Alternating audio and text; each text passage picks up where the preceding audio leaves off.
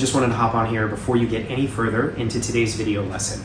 I just want to let you know, this lesson and any of the lessons in this new series, I'm calling it something like the beginner backbeat series, or beginner backbeat groove series, or something like that. Every video in this series is specifically tailored to beginner drummers, or new-ish drummers, or drummers who really haven't played much. Maybe they've played a little bit, but they've never really studied backbeat grooves. This series is for them. So, or for you, maybe that's you watching. So if you're an advanced or even an intermediate player, this series is probably going to be nothing good for you. I mean, not nothing good for you, but it's probably not what you're looking for. You probably already know all this stuff. So before you, if you're advanced or intermediate, begin spending more time watching this video, you may not need to. You probably don't need to. You probably know all this stuff, so you can skip it. Now, if you're a beginner and you're still watching, hey, I am so happy you're here, and I'm really excited for you to jump into the rest of this lesson. Also, before you go any further, I want you to click the link in the description below. Not for me, but for you. It's a free PDF of the drum charts of each of the grooves that I'm going to be demonstrating in this video. So it doesn't help me out at all. I could care less. It's for you. You need that in order to actually practice these grooves. This lesson is going to be, I think, really helpful for you, but the biggest takeaway, even if you don't watch the rest of this lesson, is that you get that PDF, download it to your phone or your tablet or your computer, or print it out and throw it up on your music stand, get behind your drum kit and start playing the grooves on that page. If that's all you take away from today, that's what I want for you. Every lesson in this series is going to have a drum chart PDF in the description below, so always grab it. Also, I'm going to include a drum PDF for how to read drumming notation. So if you're completely new, like if this is the first time you're ever picking up a pair of sticks and you just got a drum kit or something like that, or you made a drum kit out of pots and pans, or you're playing a bunch of pillows, or you're using a practice pad, whatever it may be, if you have no idea how to read drum notation, there's a second PDF below for you. Again, neither of those PDFs help me at all. If you click them, it doesn't benefit me, but it does benefit you. And I want to give those two things to you for free. So please click those links before you go any further in this video. All right, that's enough. I think that's everything. If it's not, hopefully I cover it in the rest of this video. I'm just so excited that you're here. Again, if you're advanced or intermediate and you're still watching this, I don't know why, unless you're just enjoying it. Hey, cool, happy you're here. But this video is for you newer drummers out there. All right, cool. Let's get started with the lesson. Here we go. Okie dokie, drum shedders, welcome back to the channel. If you're brand new here, hey, thank you for joining us. I'm excited that you're here, and hopefully you grabbed your PDF. This is, I think it's the 5th part in bass and snare variations using 16th note subdivisions, so 16th note fragments, meaning our bass drum pattern is going to be in various 16th note spots. Our snare drum might be as well occasionally, and yeah, so if you haven't yet checked out the previous videos in this series, I encourage you to do that, because it's like we're building off of the previous lesson, and so don't rush into something maybe you're not yet ready for. Obviously, I'm talking to you beginners out there. If you're an intermediate or above advanced player, you can just jump right in. Most likely you know all these grooves already. Most likely this video is not for you, hence the title, Grooves for Beginners. Okay, so for you beginners out there of any kind, this is just, we're continuing the process from last lesson. I'm trying to give you as many options to expand your groove rhythmic vocabulary. So the goal here is not necessarily to memorize every single groove, but it's to give you comfortability with playing different grooves and with options on how you could create grooves. So the more you practice these grooves, the more you can improvise and go from one into the next. Or it's not like, I'm not sitting at home when I'm on my kit thinking, or on a gig thinking like, okay, I'm going to go from groove number 17 to groove number 24. No, it's just like I've played these grooves so many times, I've rehearsed them at a variety of tempos, that they become kind of a part of what I like to call my drumming DNA. And I can just access those ideas, those feelings, those placements of notes on the hi-hat or the ride cymbal or the crash cymbal or the kick drum or the snare. I can access those options hopefully whenever I want. And that's what I want for you. That's why I'm giving you so many different grooves to practice. The more you do, the more you expand your vocabulary as a drummer, and the more you can say on the instrument yourself and find your sound. So when you go to practice all of these grooves, please move your right hand around. Play these grooves, every single one of these grooves on the hi-hat, but also play every single one of these grooves on the ride cymbal, and maybe even the crash as well. There are some genres of music where riding the crash cymbal is very appropriate and important. So, all right, let's get to the demonstration. I'm going to demonstrate on a drum kit every one of these grooves. Give or take, I might add a note or subtract a note here or there. Maybe I was a little loosey-goosey in the demonstration. But hopefully you get an idea for the feel and the vibe of these grooves. So let's get to the demonstration, and I'll pop back in before the end of the lesson.